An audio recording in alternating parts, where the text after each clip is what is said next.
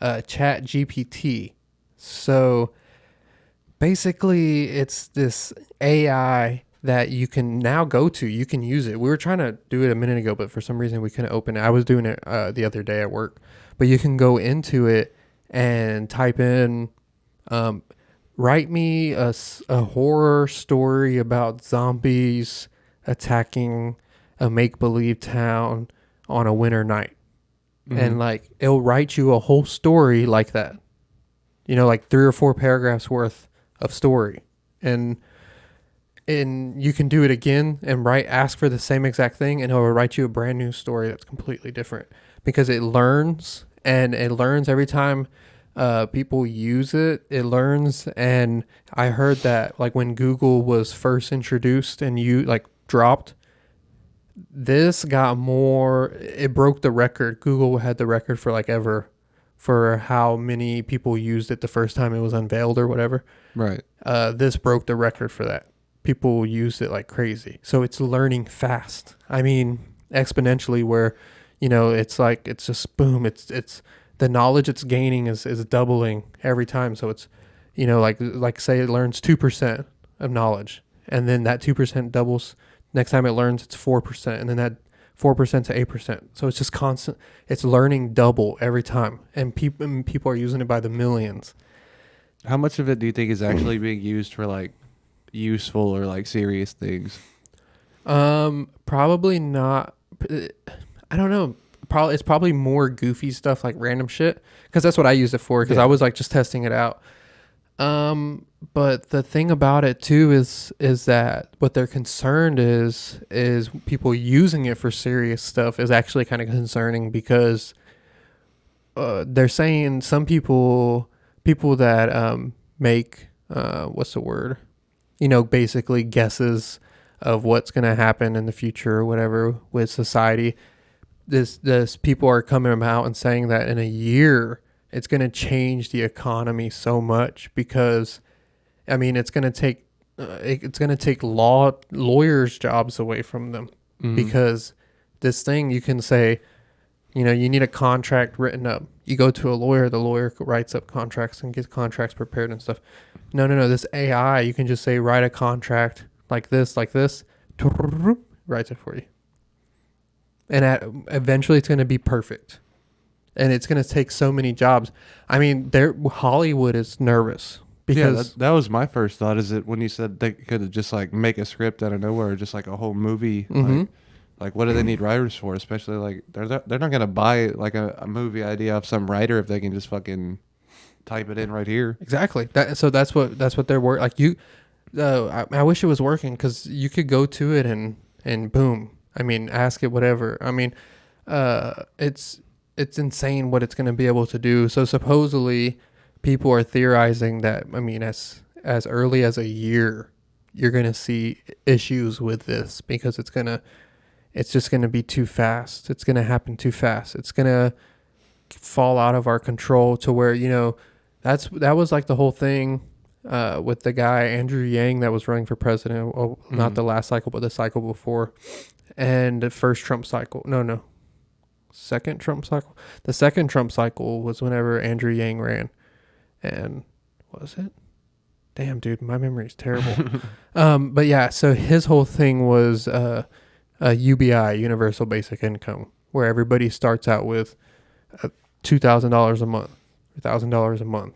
You can work or whatever, but that's like a basis to keep you living and thriving. So the whole thing with AI is, well, if AI replaces all this job, because eventually you're not going to need cashiers, you're not going to need bank tellers, you're not going to need gas station like every little thing you can think of, it's going to be robots. It's what they're scared of. So this thing will protect you. UBI will protect you, because you're making some source of income. But then the problem with that is that your source of income is dependent on the government. Right. And this is the same government that's willing to, if they don't agree with what you say, they tell YouTube, you have to silence people like this, or we're going to bring you down. So that's what they did to Facebook. That's what Mark Zuckerberg said, that the CIA came to him and told him, or the FBI came to him and told him, you have to use, you can't let people that are speaking about blah blah blah blah blah. You can't let them do that on your platform. So you have a government that's willing to do that. So that same government will eventually be willing to say, you said something we didn't like. So no universal basic income for you. Go find a job. Well, you go try to find a job and there's no jobs. So this is what the slippery slope, the problem is with the whole AI thing. So it's really cool and it comes in handy, obviously, and it's gonna take but then there's gonna be good things about it because you're gonna be able to go to a doctor because they're gonna take over the jobs of doctors because you're gonna go to a doctor and it's gonna ask you questionnaire, your symptoms. You're gonna write your symptoms out in detail based off your symptoms. This AI knows it can speak to you like a human. It knows how to speak. It learns how to talk to humans so well. It's going to tell you what's wrong with you based off of what you said because it has all the knowledge in the world. It's connected to the internet. It's going to have a database that no human ever has. So you're going to be able to give them your specific issues, and then they're going to be able to prescribe you medicine, do whatever. I don't know how I feel about that because I use WebMD all the time, and they keep trying to tell me I have a different kind of cancer. Yeah, you see what I'm saying? And then at this whole time, it was just that you're really a super soldier. Yeah. Yeah, actually. Yeah. So that's the fear with the ChatGPT thing. And I guess the reason why they're saying it's going to happen in a year is because it's evolving so quickly. So that's fun. And there's this thing going around Twitter right now where it's like, I think it's called, like, people keep saying better learn Chinese. What is it? Better learn Chinese. Oh, yeah. Like, that's something people keep responding to everything with because they think China and AI and all this shit's going to take over. Dude, I heard on this podcast by this guy, I can't remember his name, but he was talking about how China, actually in 10 years, that their economy cannot support the amount of people they have. They don't have any natural resources because their natural resources are super reliant on Russia, and Russia's fighting, it's causing a lot of issues.